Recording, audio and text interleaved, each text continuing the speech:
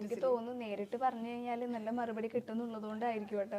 അതെ, സീരിയസ്ലി ശരിക്കും പറഞ്ഞാൽ എൻ്റെ അടുത്ത് ആളുകൾക്ക് സംസാരിക്കാൻ പേടിയാ. അതാ ഞാൻ പറഞ്ഞ ബോൾഡ് എന്നുള്ളൊരു ക്യാരക്ടറാണ് മൊത്തത്തിൽ എല്ലാവരും അങ്ങനെയാണ് ചിന്തിച്ചിരിക്കുന്നത്. ബോൾഡ് അല്ല ബേബി, ആക്ച്വലി ഞാൻ ഇങ്ങനെ അല്ലായിരുന്നു. കുഞ്ഞിലേന്നും ഞാൻ അധികം സംസാരിക്കില്ലായിരുന്നു. ആരുടെ എന്തെങ്കിലും പറഞ്ഞാൽ എന്നെ ഒരുപാട് ആളുകൾ ഭയങ്കരമായിട്ട് മിസ്യൂസ് ചെയ്തിട്ടുണ്ട്, ഒരുപാട് ഉപദ്രവിച്ചിട്ടുണ്ട്. ആ സമയങ്ങളിലൊക്കെ ഞാൻ എല്ലാം ഉള്ളിൽ ഒതുക്കി നിന്നിട്ടുണ്ടായിരുന്നു. പക്ഷേ ഞാൻ കൊച്ചിയിൽ നിന്ന് ഈ എറണാകുളം സിറ്റിയിലേക്ക് വന്നപ്പോഴാണ് എങ്ങനെയാണ് ആളുകളോട് പ്രതികരിക്കുന്നതെന്നും റിയാക്ട് ചെയ്യുന്നതെന്നും അതിനൊക്കെ എനിക്ക് സ്വീറ്റി എന്ന് പറഞ്ഞൊരു ഫ്രണ്ട് ഉണ്ടായിരുന്നു, എൻ്റെ കൂടെയുള്ള എൻ്റെ കൊളീഗാണ്. അപ്പോൾ ആ ഫ്രണ്ട് എനിക്ക് ഒരുപാട് കാര്യങ്ങൾ പറഞ്ഞു തന്നിട്ടുണ്ട്. നമ്മൾ മിണ്ടാണ്ടിരിക്കരുത്, നീ എന്തിനാ ഇങ്ങനെ പേടിക്കുന്നത്, റിയാക്ട് ചെയ്യണം. ഇപ്പോൾ എന്നെ ആരെങ്കിലും കയറി ഒന്ന് എവിടെയെങ്കിലും വെച്ച് കയറി പിടിച്ചാൽ പോലും ഞാൻ പേടിച്ചിട്ട് അത് പറയില്ലായിരുന്നു, വിടുന്നു പോലും പറയത്തില്ലായിരുന്നു. കാരണം എനിക്കത് പേടിയാണ്, റിയാക്ട് ചെയ്ത് നമ്മൾ എന്തെങ്കിലും ചെയ്യുമോ, അങ്ങനത്തെ ഒരു ക്യാരക്ടറാണ് സ്വീറ്റി. പക്ഷേ എല്ലായിടത്തും റിയാക്ട് ചെയ്യും. ഇപ്പം നമ്മൾ ഹോട്ടലിൽ വെച്ചിട്ടൊക്കെ ഞങ്ങൾ തോമ്പടിയിൽ ഈ ആധാറിൻ്റെ കാര്യം ചേഞ്ച് ചെയ്യാൻ വേണ്ടി പോയ സമയത്ത് ഒരാൾ ഞാൻ മുടി അഴിച്ചിട്ട് കയറിയപ്പോൾ എന്നെ ഒരു അങ്കിള് വന്നിട്ട് മുടി അഴിച്ചിട്ടാണോ ഹോട്ടലിൽ കയറുന്നത് പറഞ്ഞ് അയാൾ കഴിക്കാൻ വന്നതാ.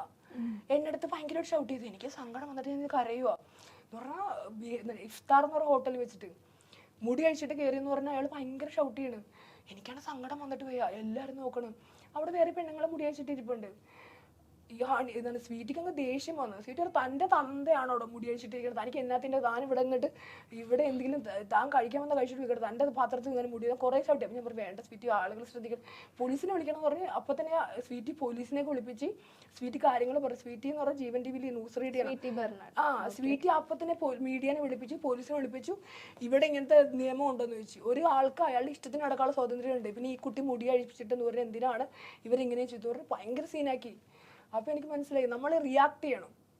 റിയാക്ട് ചെയ്യാതെ മിണ്ടാണ്ടിരുന്ന ആളുകൾ വന്നവരും പോണേ കൊട്ടിക്കൊണ്ടേയിരിക്കും. ചെണ്ട ഒന്നും പറയുന്നില്ലല്ലോ, കൊട്ടാലോ എല്ലാവർക്കും. ഇപ്പം ഞാൻ കൊട്ടയിൽ ചെണ്ടയെ സൗണ്ട് വരത്തില്ലേ, അതാണ് ചെണ്ടയുടെ പ്രത്യേകത. ആർക്കും വേണമെങ്കിൽ കൊട്ടാം, പക്ഷെ തിരിച്ച് ചെണ്ട നമ്മളുടെ കൈക്കെട്ട് കടി തന്നാൽ കൊട്ടാൻ ചെല്ലും ആരെങ്കിലും ഇല്ല. അതേപോലെ നമ്മൾ റിയാക്ട് ചെയ്യണം. ചുമ്മാ എല്ലാത്തിനും റിയാക്ട് ചെയ്യണമെന്നല്ല പറയണം. നമ്മൾക്കെതിരെ ഒരു തെറ്റായ ആർഗ്യുമെന്റ് ആരെങ്കിലും നടത്തിയാൽ നമ്മൾ തിരിച്ച് സംസാരിക്കുക. എന്തിനാണത് സംസാരിച്ചത്, തെളിവുണ്ടോ, എവിഡൻസ് ഉണ്ടോ, സംസാരിക്കുക. അങ്ങനെ പറയും. ഇപ്പോൾ എൻ്റെ റിലേഷൻസ് ആണെങ്കിലും ഞാൻ ബ്രേക്കപ്പ് ആയി കഴിഞ്ഞിട്ടുണ്ടെങ്കിൽ ആളുകൾ പറയുന്നൊരു കാര്യമാണ്, ഞാൻ അവരുടെ നഷ്ടപരിഹാരം മേടിച്ച് സ്വത്തുക്കളെല്ലാം മേടിച്ചിട്ട് പിരിഞ്ഞു വന്നു. അത് ഇവർക്ക് എന്താണ് എവിഡൻസ് ഉള്ളത്, ഉണ്ടെങ്കിൽ സംസാരിക്കണം അല്ലേ. ചുമ്മാ നമ്മൾ ഏത് റിലേഷൻ ബ്രേക്കപ്പ് ആയാലും പറയുന്ന ഒരു കാര്യമാണ്. ഈ സ്ത്രീകൾ ഡിവോഴ്സ് ആയി കഴിഞ്ഞാൽ പറയും അവർ നഷ്ടപരിഹാരത്തിന് വേണ്ടിയിട്ട്. അതിനകത്ത് അവർ എത്രത്തോളം ടോക്സിസിറ്റി അനുഭവിച്ചിട്ടുണ്ടാവുന്നു, അവർ അതിനകത്ത് നിന്ന് രക്ഷപ്പെടാനായിരിക്കും ഇത് നിന്ന് പുറത്തേക്ക് വന്നൊന്നും അറിയില്ലല്ലോ. രണ്ടുപേരും അനുഭവിച്ചിട്ടുണ്ടാവും. ചിലപ്പോൾ ആണുങ്ങൾ അനുഭവിച്ചിട്ടുണ്ടാവും, പെണ്ണുങ്ങൾ അനുഭവിച്ചിട്ടുണ്ടാവും, ഞാനും അനുഭവിച്ചിട്ടുണ്ടാവും. അത് ഇവർക്ക് അറിയില്ലല്ലോ. ചുമ്മാ ഇരുന്നിട്ട് കമന്റ് അടിക്കുമ്പോൾ അത് അവിടെ സത്യമാണല്ലേ. ഇപ്പം ഈ കഴിഞ്ഞ ദിവസം ഞാൻ റിയാക്ട് ചെയ്തേക്കണം അതാണ്. അതിനകത്ത് ഞാൻ ശരിക്കും പറഞ്ഞാൽ ഇത് റിയാക്ട് ചെയ്യില്ലായിരുന്നു. റിയാക്ട് ചെയ്യാൻ കാരണം എന്താ, അതിനകത്തൊരു ഒരു കണ്ടന്റ് ഉണ്ട് എന്ന് പറഞ്ഞ ഒരു കാര്യം പറഞ്ഞിട്ടുണ്ട്. ഞാൻ ഇത്രത്തോളം നഷ്ടപരിഹാരം മേടിച്ചിട്ട് വേറെ ഒരുത്തിനോട് ജീവിക്കുന്നതെന്ന് പറഞ്ഞിരിക്കുന്നു. അതെനിക്ക് ഭയങ്കര ഹേർട്ടായി. ഞാൻ ചെയ്യാത്തൊരു കാര്യമാണ്. ഞാൻ അങ്ങനെ ചെയ്തിട്ടുണ്ടെങ്കിൽ എൻ്റെ എക്സ് ഹസ്ബൻഡുമായിട്ട് ഞാൻ ഇപ്പോഴും കോൺടാക്ട്സ് ഉണ്ടാവില്ല. അങ്ങനെ ഞാൻ അങ്ങനെ ഓരോ വ്യക്തിയോട് കോൺടാക്ട്സ് ഉണ്ടെങ്കിൽ ആ വ്യക്തിനെ ഞാൻ ചീറ്റ് ചെയ്തിട്ടുണ്ട് അങ്ങനെ പറ്റുമോ. ചുമ്മാ നമ്മളെക്കുറിച്ച് പറയുന്നതല്ല നമ്മൾ സത്യമാണെന്ന് പറഞ്ഞ് അങ്ങോട്ട് അംഗീകരിച്ചു കൊടുക്കുന്ന പോലെ മിണ്ടാണ്ടിരുന്നെങ്കിൽ നമ്മൾ അംഗീകരിക്കരുത്. ശരിക്കും പറഞ്ഞു കഴിഞ്ഞാൽ ഗബ്രി ഒന്നും സംസാരിക്കുന്നില്ല, ഗബ്രി എല്ലാം കേട്ടോണ്ടിരിക്കുക. ഞാൻ പറഞ്ഞത് കറക്റ്റ് അല്ലേ, സൈലന്റ് അല്ലേ, അതോ ഹണി സംസാരിക്കാൻ സമ്മതിക്കഴിഞ്ഞിട്ടാണോ? ഇനി ഞാൻ ഗബ്രിയോട് ചോദിക്കുക, അതായത് ഇപ്പോൾ ഒരു ട്രാൻസ് മെൻ ആണല്ലോ, അപ്പോൾ ഇപ്പോൾ നമ്മുടെ സൊസൈറ്റി ട്രാൻസ് മെൻ ആണെങ്കിലും ട്രാൻസ് വിമൺ ആണെങ്കിലും അവർ നോക്കി കാണുന്ന ഒരു സമീപനത്തിൽ മാറ്റം വന്നിട്ടുണ്ടെന്ന് തോന്നിയിട്ടുണ്ടോ? ഉണ്ട്. നേരത്തെ കാലം ഒരുപാട് മാറ്റങ്ങൾ വന്നിട്ടുണ്ട്. പക്ഷേ സ്റ്റിൽ നമ്മുടെ വീഡിയോസിന് താഴെ വരുന്ന കുറെ വൾഗർ ആയിട്ടുള്ള കമന്റ്സ് ഉണ്ടാവും. ഒരുപാട് പേര് മാറിയിട്ടുണ്ട്, അതുപോലെ തന്നെ മാറാത്ത ഒരുപാട് പേരും ഉണ്ട്. നമ്മളെ മോശം പറയാൻ വേണ്ടി തന്നെ ശ്രമിക്കാൻ, അതിനുവേണ്ടി തന്നെ ഫേക്ക് അക്കൗണ്ടുകൾ ഉണ്ടാക്കി വരുന്ന ആൾക്കാരുണ്ട്. ഇഷ്ടം പോലെ മോശം കമന്റ്സ് വരുന്നുണ്ട്. ഇതിപ്പോൾ എൻ്റെ ആയിക്കോട്ടെ ഹണിയുടെ ആയിക്കോട്ടെ എല്ലാവരുടെ വീഡിയോസിൻ്റെ താഴെ വരുന്നുണ്ട്. അതിപ്പം അവർക്ക് പേഴ്സണലി ഞങ്ങൾ ഒരു കാര്യവും ചെയ്യുന്നില്ല. ഞങ്ങളുടെ അക്കൗണ്ടിൽ ഞങ്ങളുടെ ഫോണിലെടുത്ത വീഡിയോസ് ഞങ്ങൾ പോസ്റ്റ് ചെയ്യുന്നു. അതിന് അവർ കാണണ്ട, അതവരുടെ പേഴ്സണൽ ചോയ്സാണ്. അതിൽ വന്ന് കമന്റ് മോശമായിട്ട് ഇടുന്നത് എന്തുകൊണ്ടാണ് ഞങ്ങൾക്ക് അറിയത്തില്ല. ഞങ്ങൾ കുറേയൊക്കെ വെറുതെ വിട്ടുകളയും, പക്ഷെ പ്രതികരിക്കേണ്ടത് ഞങ്ങൾ പ്രതികരിക്കാറുണ്ട്. എനിക്ക് തോന്നുന്നു ട്രാൻസ് പീപ്പിൾ എന്തെങ്കിലും ചെയ്ത് കഴിഞ്ഞാലാണ് കുറെ ആൾക്കാർക്ക് പ്രശ്നം തോന്നുന്നത്. അതായത് നോർമൽ ആൾക്കാർ ചെയ്യുമ്പോൾ പ്രശ്നം. ഇപ്പോൾ സ്റ്റെല്ലയുടെ മാരേജ് പറഞ്ഞു, അപ്പോൾ അത് കുറെ ആൾക്കാർക്ക് ഭയങ്കര പ്രശ്നമായിരുന്നു. എന്താ ഇപ്പം ഇങ്ങനെ കല്യാണം കഴിക്കുന്നത് ആദ്യമായിട്ടാണോ, അങ്ങനെയാണോ, ഇങ്ങനെയൊക്കെ ചോദിച്ച് കുറേ പ്രശ്നങ്ങൾ ഉണ്ടായിരുന്നു. അപ്പോൾ ഇങ്ങനെ ഒരു കാറ്റഗറി ഓഫ് ആൾക്കാർ ചെയ്യുമ്പോഴാണ് കുറെ ആൾക്കാർക്ക് പ്രശ്നം അല്ലേ. മെയിനായിട്ടുള്ള പ്രശ്നം എന്ന് പറഞ്ഞാൽ എല്ലാവരും എന്ത് കാര്യം പോയാലും ഫിസിക്കലിലേക്ക് പോകും. എല്ലാ കാര്യങ്ങളും ചെയ്തേ ഇവർ ബെഡ്റൂമിൽ എന്താ ചെയ്യുന്ന. പിന്നെ കോലുകളി എന്നൊരു സംഭവം, മെയിനായിട്ട് കോലുകളി, രണ്ട് മിസൈലുകൾ തമ്മിൽ വന്ന് ഇടിക്കും. ഞങ്ങളുടെ കമന്റുകളിലൊക്കെ വന്നത് എൻ്റെ കമന്റിൽ പിന്നെ അത് കുറവാട്ടോ. ഇപ്പൊ അങ്ങനെയൊന്നും കാര്യങ്ങളൊന്നും എൻ്റെ ഇല്ല. മീൻസ് എനിക്ക് അവർ ഒഴിവാക്കിയിട്ടിരിക്കുകയാണെന്ന് തോന്നുന്നു ഈ കമന്റ് ഇടുന്ന ആളുകൾ. അങ്ങനത്തെ കമന്റുകൾ എൻ്റെ കുറവാണ്. ഈ മിസൈൽ വന്നിരിക്കുന്നത് കോലുകളിയൊക്കെ എനിക്ക് തോന്നുന്നു അതില്ല. ചിലപ്പോൾ സർജറി ചെയ്ത ഒരാളായതുകൊണ്ടായിരിക്കാം. മുന്നേ ഉള്ള അല്ലാത്ത ആളുകളുടെ മിക്കതിനും കാണുന്നത് ഇപ്പൊ സ്റ്റെല്ലയുടെ ഇത് കണ്ടറിയാം, 2 മിസൈലുകൾ തമ്മിൽ വന്നിരിക്കുന്നു.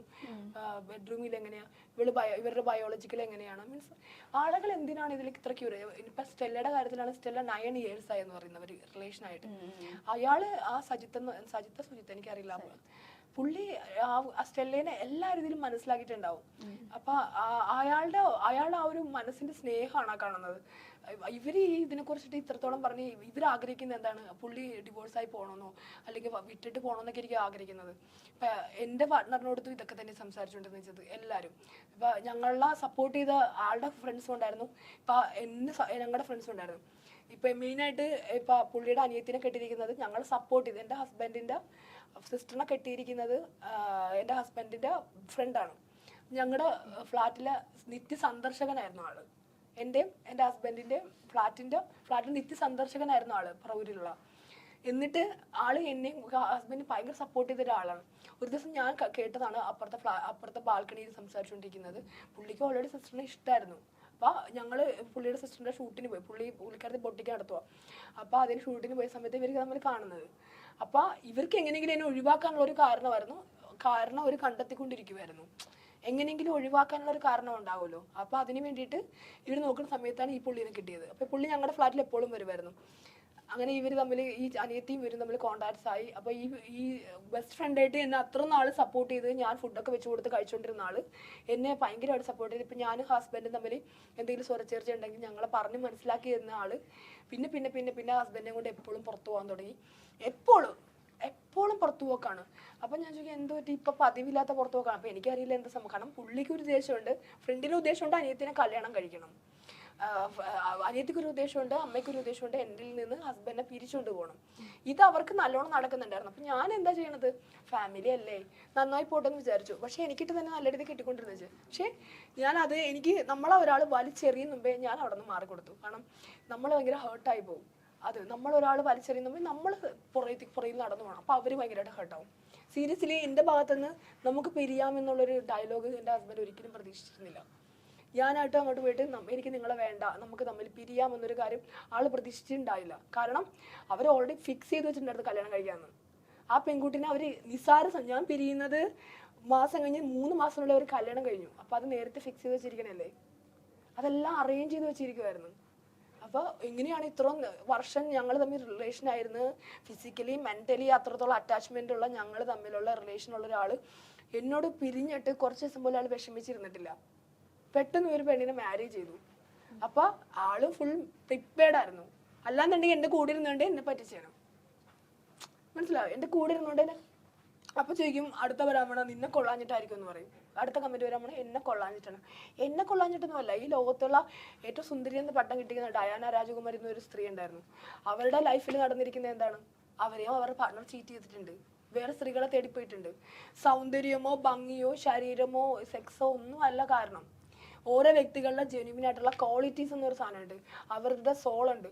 ആ സംഭവം മോശമാണെന്നുണ്ടെങ്കിൽ ഏത് നല്ലൊരു പെണ്ണിനെ കിട്ടിയാലും ഏത് നല്ലൊരു പാർട്ണറിനെ കിട്ടിയാലും പെണ്ണായാലും ആണായാലും ചീറ്റ് ചെയ്യും, ചെയ്യത്തില്ലേ?